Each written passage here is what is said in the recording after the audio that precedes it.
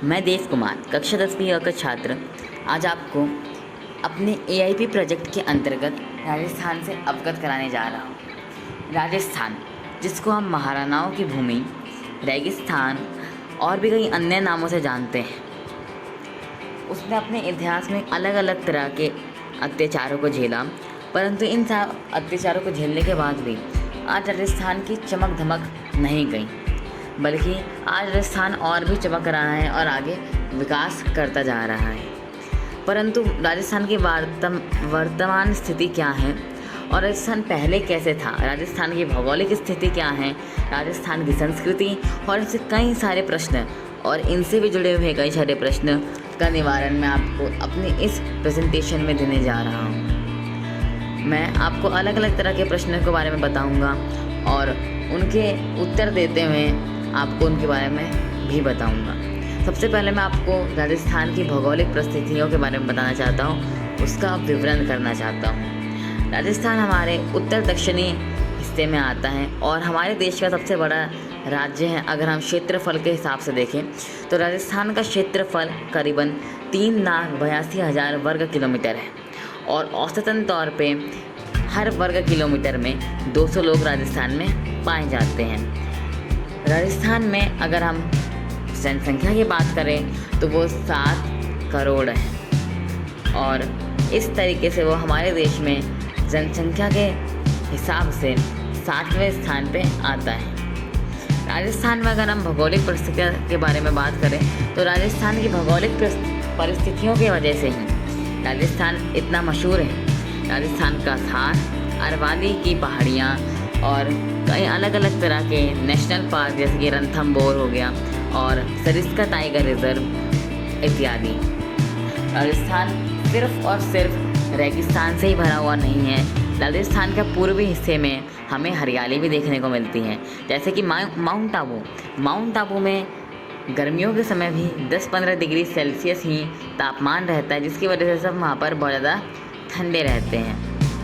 परंतु अगर हम राजस्थान के दक्षिणी हिस्से में चले जाएं, जैसलमेर और बीकानेर की तरफ, तो वहाँ पर हमें काफ़ी गर्मी देखने को मिलती हैं और वहाँ का जो भौगोलिक परिस्थितियाँ हैं वो भी इस तापमानिक अंतर के वजह से बदल जाती हैं।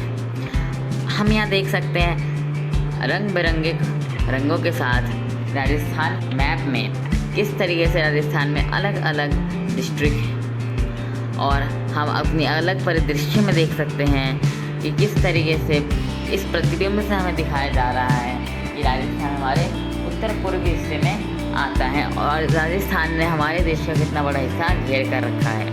और जैसा कि मैंने आपको बताया थार डेजर्ट के बारे में कि राजस्थान अपने रेगिस्तानों की वजह से जाना जाता है, जिसमें सबसे बड़ा रेगिस्तान थार का रेगिस्तान है। और रेगिस्तान का काम सिर्फ पर्यटन स्थल ही नहीं है, रेगिस्तान से हम अलग अपने औद्योगिक कार्यों का इस्तेमाल भी औद्योगिक कार्यों में भी उसको हम इस्तेमाल में ला सकते हैं। जैसे कि हम रेगिस्तान में पड़ने वाली धूप को बिजली में बदल सकते हैं, जिसकी वजह से हमें बहुत ज़्यादा फ़ायदा हो जाएगा और हमारे आसपास के वातावरण को इतना नुकसान नहीं होगा जितना कि पानी से या फिर न्यूक्लियर ताकतों से हम जब बिजली बनाते हैं तब होता है। अब मैं आपको राजस्थान की आर्थिक स्थिति बताना चाहूँगा। राजस्थान की हमारे देश के 10.4% आर्थिक स्थिति का भागीदार है। तो राजस्थान हमारे देश के आर्थिक स्थिति को बहुत बदलता है। इसमें राजस्थान के अंदर होने वाले अलग अलग तरह के कार्य का भी काफ़ी ज़्यादा प्रभाव पड़ता है। राजस्थान में कृषि करीबन 30% आर्थिक स्थिति बनाकर रखती हैं।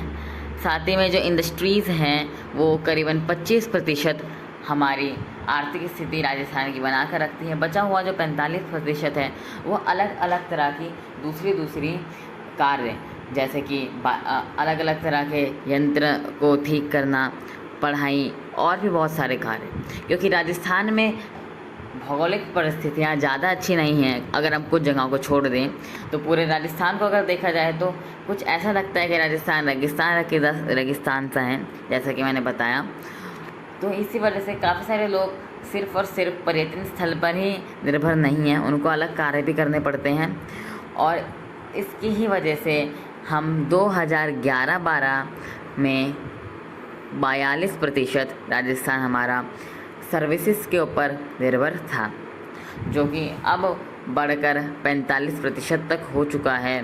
कृषि और साथ ही में इंडस्ट्रीज दोनों घट गई हैं।